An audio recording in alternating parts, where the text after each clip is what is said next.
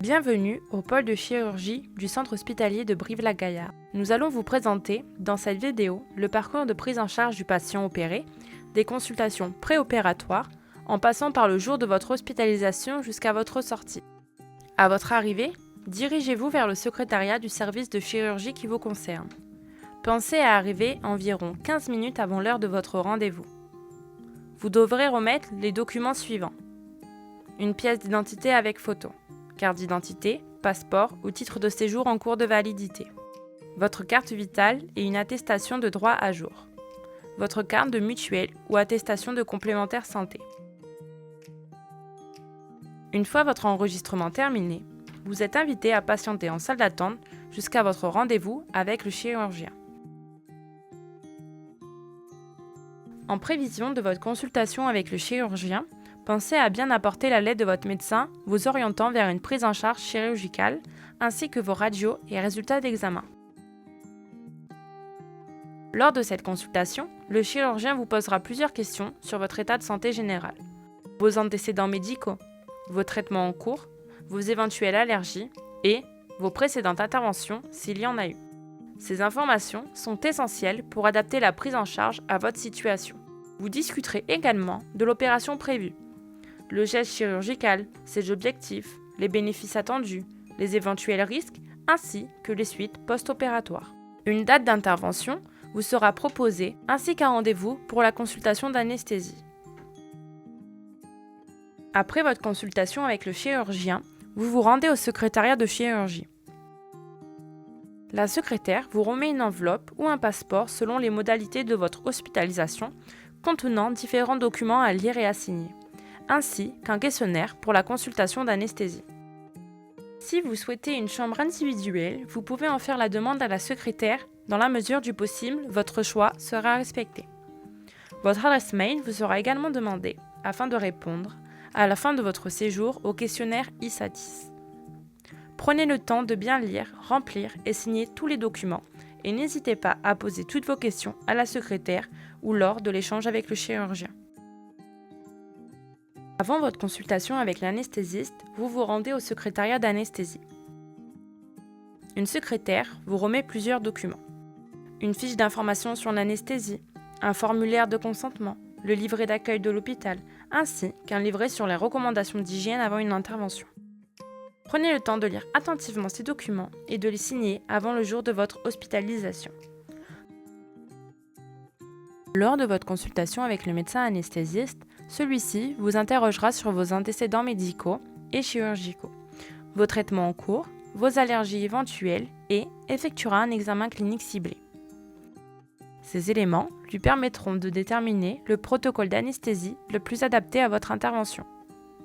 Vous aurez la possibilité de lui poser toutes vos questions concernant l'anesthésie, les effets secondaires possibles ou encore les mesures de confort associées. Si vous ressentez du stress ou une appréhension liée à l'intervention, n'hésitez pas à en parler. Des aides à la détente peuvent vous être proposées. Casque de réalité virtuelle, boîte morphée, communication positive thérapeutique. Pour certaines interventions chirurgicales, vous pouvez bénéficier d'un accompagnement spécifique de réhabilitation à la chirurgie visant à faciliter votre récupération et à améliorer votre confort après l'opération. Si votre intervention est concernée, vous serez alors invité à vous rendre à la consultation RAC, réhabilitation améliorée après chirurgie.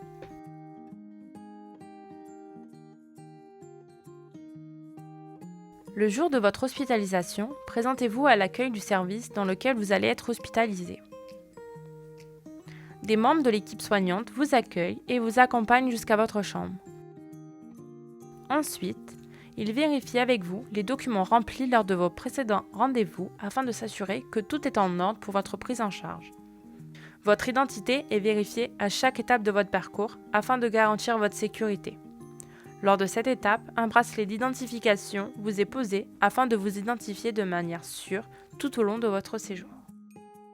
Les soignants vous préparent pour aller au bloc opératoire et vous proposent une aide relaxante tout au long de votre parcours.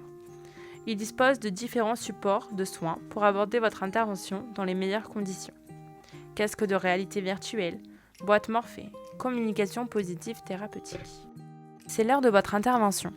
Un brancardier vient vous chercher pour vous accompagner vers le bloc opératoire. Le mode de transfert est adapté à votre état de santé. Vous pouvez être conduit debout, en fauteuil roulant ou sur un brancard. Vous êtes ensuite pris en charge par une équipe pluridisciplinaire composée de médecins, de chirurgiens, d'infirmiers, d'anesthésistes et d'aides-soignants, tous coordonnés pour assurer la continuité et la sécurité de vos soins. Un aide-soignant vous accueille et vous installe confortablement dans une salle d'attente équipée d'un téléviseur diffusant des images apaisantes sur fond musical relaxant pour rendre votre attente plus agréable.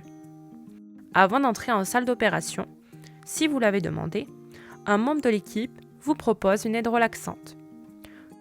Vous pouvez alors porter un casque de réalité virtuelle qui vous plonge dans des environnements immersifs apaisants afin de réduire votre stress, de détourner votre attention de l'intervention et de favoriser la relaxation. L'équipe vous aide à vous installer confortablement sur la table d'opération et met en place la surveillance pour l'anesthésie. Un brassard est placé sur votre bras pour surveiller votre tension artérielle. Un petit capteur est fixé à votre doigt pour mesurer votre taux d'oxygène. Des électrodes sont posées sur votre poitrine pour suivre votre rythme cardiaque. Et un masque à oxygène est positionné sur votre visage pour faciliter votre respiration. Une fois cette surveillance mise en place, l'anesthésiste vous injecte le produit anesthésiant en utilisant le cathéter qui vous a été posé au préalable, généralement au niveau du bras ou de la main. Une fois que vous êtes complètement anesthésié, l'intervention peut commencer. L'équipe reste présente tout au long de l'opération pour assurer votre sécurité et veiller à ce que tout se déroule dans les meilleures conditions. À la fin de l'intervention, vous êtes transféré en salle de réveil, aussi appelée salle de surveillance post-interventionnelle. Là, une équipe soignante spécialisée veille à votre état de santé, votre tension, votre fréquence cardiaque, votre respiration et votre douleur sont régulièrement contrôlées. Vous restez dans cette salle le temps nécessaire à votre réveil et jusqu'à ce que votre état soit stable. Une fois votre sortie de la salle de réveil validée par le médecin anesthésiste, vous serez raccompagné par le brancardier dans votre service d'hospitalisation. Durant vos premières heures post-opératoires, une surveillance particulière est assurée pour garantir votre confort et votre sécurité. Vous recevez les consignes concernant votre premier lever, la reprise alimentaire et la reprise des médicaments selon les recommandations médicales. N'hésitez pas à signaler à l'équipe toute douleur ou inconfort lors de votre hospitalisation. Avant votre sortie, un professionnel de santé vient vous voir dans votre chambre pour faire le point avec vous. Il vous remet vos ordonnances, vos documents de sortie, ainsi que les consignes à suivre à domicile. Ces informations vous sont expliquées clairement pour vous permettre un retour en toute sécurité.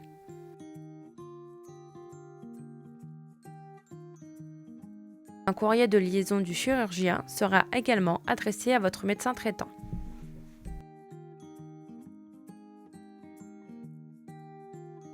Nous vous remercions de répondre au questionnaire ISATIS qui vous sera envoyé par mail quelques jours après votre sortie. Ce questionnaire nous aide à mesurer la satisfaction et l'expérience des patients, des données essentielles pour nos équipes afin de leur permettre d'améliorer la qualité des soins.